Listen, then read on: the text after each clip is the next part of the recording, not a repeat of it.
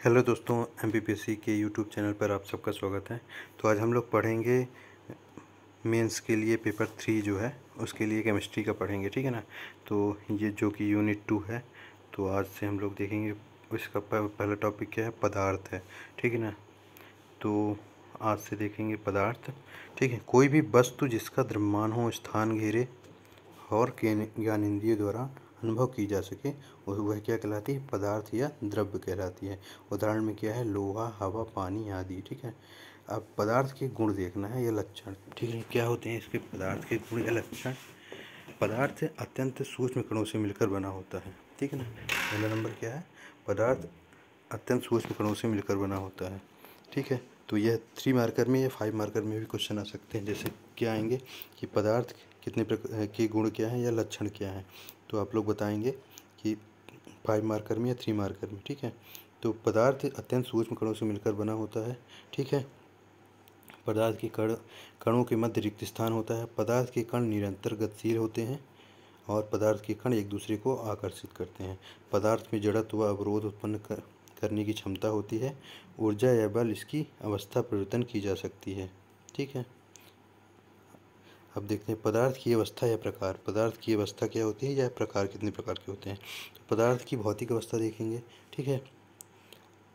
भौतिक अवस्था में क्या क्या आती है, ठोस, द्रव एवं गैस आती है। तो पदार्थ की भौतिक अवस्था में ठोस, द्रव और गैस।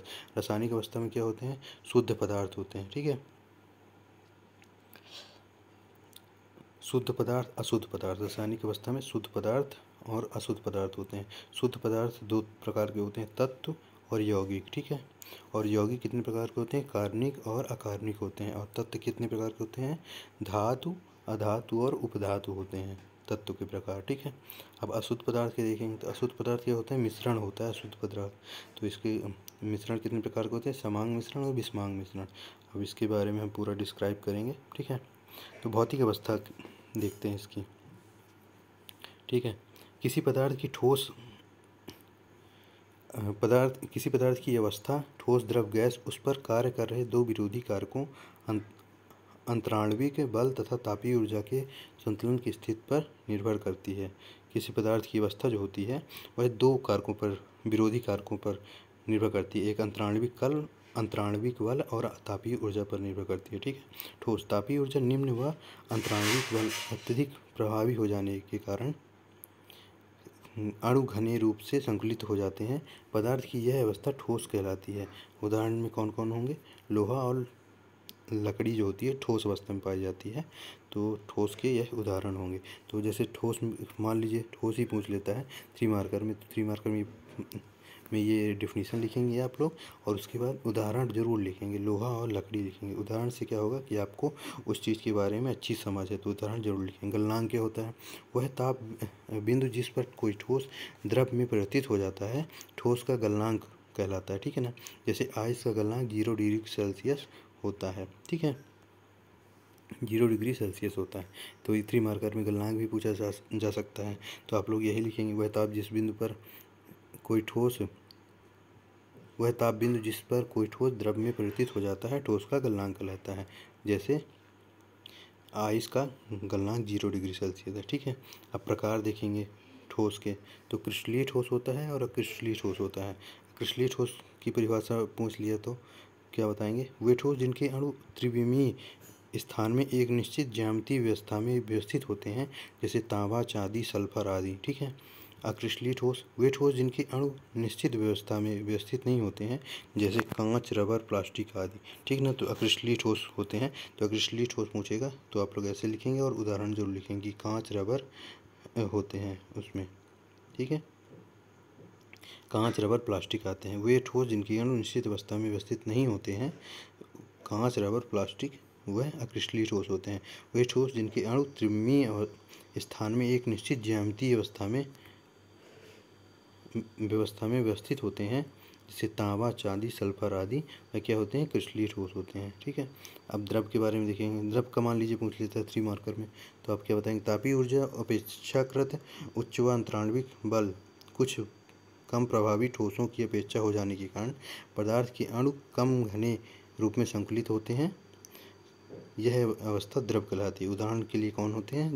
दूध और जल होते हैं उदाहरण में, ठीक है ना। क्वथनांक, द्रव को गर्म करने पर जिस ताप बिंदु पर वह उबलकर वाष्प में परिवर्तित हो जाता है, द्रव का क्वथनांक कहलाता है।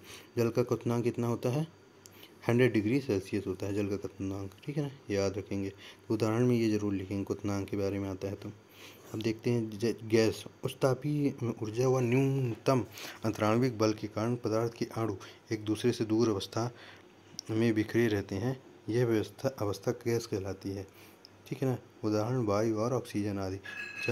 जब अणु दूर दूर अवस्था में होते हैं तो वह क्या होती है? गैस अवस्था होती है। उदाहरण वायु और ऑक्सीजन आदि। गैसों के कुछ व्यवहार कुछ सामान्य नियमों द्वारा संचालित होते हैं जो गैसों को मापनीय गुणों जैसे दाब ताप आयतन के मध्य संबंध को दर्शाते हैं, ठीक है ना। गैसों के व्यवहार होते हैं, ठीक है ना। तो गैसों के व्यवहार में बॉयल का नियम आ जाता है। तो बॉयल का नियम क्या है? तो दाब आयतन संबंध है, ठीक है ना। तो बॉयल का नियम आ गया मान लीजिए 5 मार्कर में, तो क्या लिखेंगे? स्थिर ताप पर गैस की निश्चित मात्रा अर्थात मोलों की संख्या का दाब उसके आयतन के व्युत्क्रमानुपाती होता है।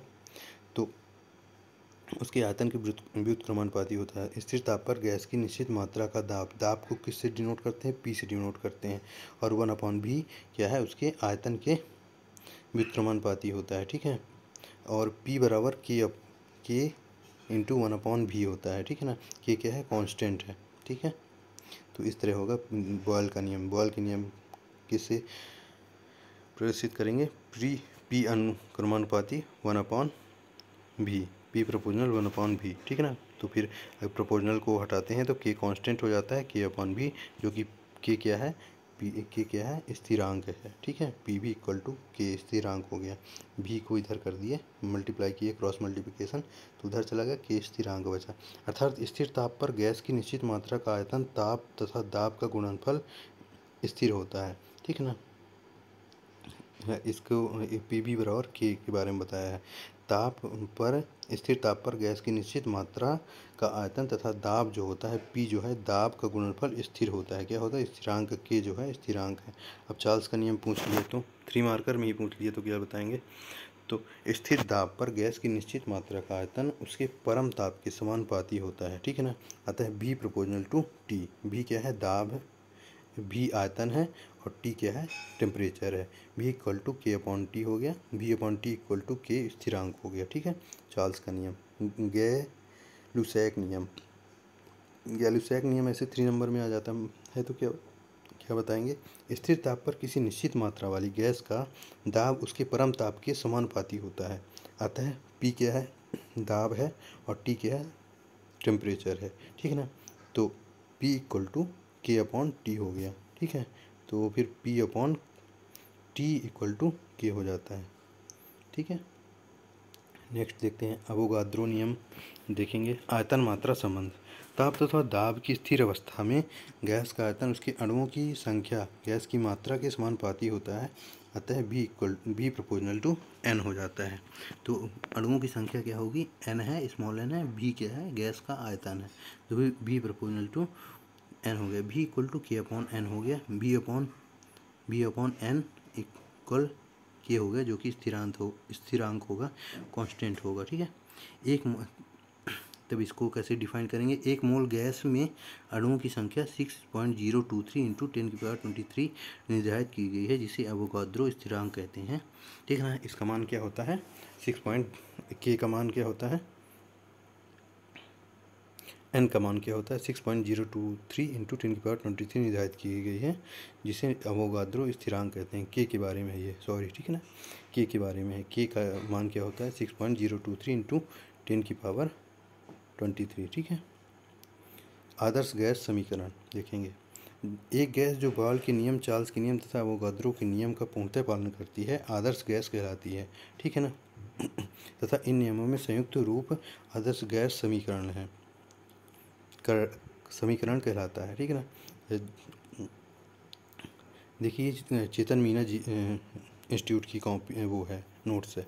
तो क्या है कि पेपर 3 के लिए इनका जो नोट्स है वो सफिशिएंट है, मतलब एकदम बेस्ट है, सफिशिएंट नहीं बेस्ट है वो जिसमें कहते हैं।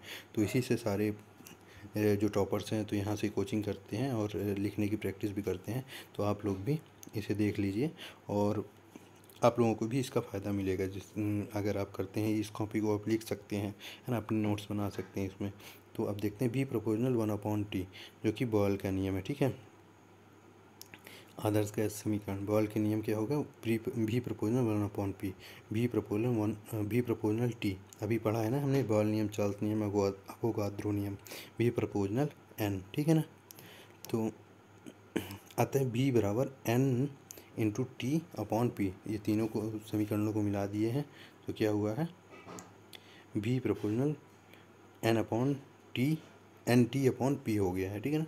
तो v बराबर क्या हो गया, r हो गया, जो कि नियतांक है, एन टी अपॉन पी हो गया, पी भी अब क्रॉस मल्टीप्लिकेशन कर दिए हैं तो पी भी हो गया है, एन आर टी हो गया, एन क्या है, अब मोलों की संख्या है, जहाँ आर को सार्वत्रिक गैस नियतांक कहते हैं जो सभी गैसों के समान होता है। तो फिर ये भी क्वेश्चन आ सकता है कि चार्ल्स नियम, बॉयल नियम और अवोगाद्रो नियम में क्या संबंध है, तो संबंध क्या होगा, पी भी equal to N R T होगा। तो यह 11 मार्कर में भी क्वेश्चन आ सकता है, तो इसे याद जरूर रखें, ध्यान रखें, ठीक है ना। डाल्टन का आंशिक दाब का नियम, अन्योन्य क्रिया से विहीन गैसों के मिश्रण का कुल दाब प्रत्येक गैस के आंशिक दाब के योग के बराबर होता है। अतः P कुल P1 plus P2 plus P3 स्थिर T भी पर, ठीक है ना, जहाँ P कुल गैसों के मिश्रण है, P का मान क्या है, P का मतलब क्या है, कुल गैसों के मिश्रण का कुल दाब है, तथा P1 P2 P3 गैसों के आंशिक दाब हैं, ठीक है ना। P क्या है, कुल है, टोटल है, गैसों के दाब टोटल है। अब देखेंगे ठोस द्रव गैसों की अणुगतिक सिद्धांत के आधार पर तुलना कीजिए। तो देखते हैं, आधार ठोस द्रव गैस, ठीक है ना, तो इनकी तुलना करना है, अंतर बताना है, ठीक है ना। तो ठोस द्रव गैस में अंतर क्या है, मान लीजिए पूछ लेता है ठोस द्रव गैस में अंतर, तो आकार एवं आयतन दोनों निश्चित होते हैं, ठोस का आकार निश्चित होता है, आयतन अनिश्चित होता है, दोनों अनिश्चित होते हैं, ठीक है। संपीड्यता देखेंगे, ठीक है, दृढ़ एवं संपीड्य है, गैसों की तुलना में कम संपीड्य है, सर्वाधिक संपीड्य उच्चतम होता है, ठीक है ना। इसमें अंतराणविक बल क्या है, सर्वाधिक होता है, ठोसों में कम, गैसों से अधिक होता है, न्यूनतम होता है, इसमें अंतराणविक बल एकदम न्यूनतम होता है। अंतराणविक दूरी क्या होती है, न्यूनतम होती है ना, ये पास पास एकदम होते हैं, जैसे ये अणु है तो ये ऐसे अणु होंगे, ये ऐसे अणु होंगे, ये ऐसे एकदम पास पास होते हैं, तो क्या होता है, उनमें अंतराणविक बल ज़्यादा होता है, अंतराणविक बल ज़्यादा होता है, अंतराणविक दूरी क्या होती है, न्यूनतम होती है, ठोसों से अधिक, गैसों से कम होती है इसमें, ठीक है। अधिकतम होता है अंतराणविक दूरी, इसमें अधिकतम होती है, दूर दूर होते हैं पार्टिकल जो भी होते हैं, ठीक है ना, गैसों के। घनत्व देखेंगे, सर्वाधिक होता है इसका, ठोस का घनत्व सर्वाधिक होता है, गैसों से अधिक होता है, लेकिन गैस में क्या होता है, न्यूनतम होता है इनका घनत्व जो होता है अणुओं का। अणुओं में गतिज ऊर्जा तो इसमें क्या होती है, नगण्य होती है, ठोसों से अधिक होती है और सर्वाधिक होती है। गति इसमें क्या है, गैस तो जैसे वायुमंडल में सभी जगह विद्यमान है, वह बहती रहती है, तो क्या होता है, इसमें गतिज ऊर्जा ज़्यादा होती है, इसमें ठोसों से अधिक होती है, इसमें ठोस में क्या होते हैं, पास पास होते हैं, इनमें गतिज ऊर्जा नहीं होती है, नगण्य होती है एकदम। बहाव क्या है, अनुपस्थित है, ठीक है, बहाव क्या है, ठोसों में अनुपस्थित होता है, ठोस तो बहता नहीं है, उच्च स्तर से निम्न स्तर की ओर बहता है, द्रव जो होता है सभी दिशाओं में गैस के रूप में बहता है, जो बहाव होता है। चित्र आप लोग देख लेंगे, सॉलिड का है, ये पार्टिकल्स हैं, यहाँ पास ये देखेंगे छोटे छोटे, ठीक है ना, और ये देखेंगे छोटे छोटे, ये एकदम पास पास हैं पार्टिकल्स, ये दूर दूर हैं थोड़ा सा, ये एकदम दूर दूर हैं गैसों में पार्टिकल्स। तो इस तरह आप लोग चित्र भी बना देंगे, ठीक है ना। तो आज के लिए इतना ही, नेक्स्ट कल पढ़ते हैं। थैंक यू, चैनल को लाइक शेयर एंड सब्सक्राइब करें।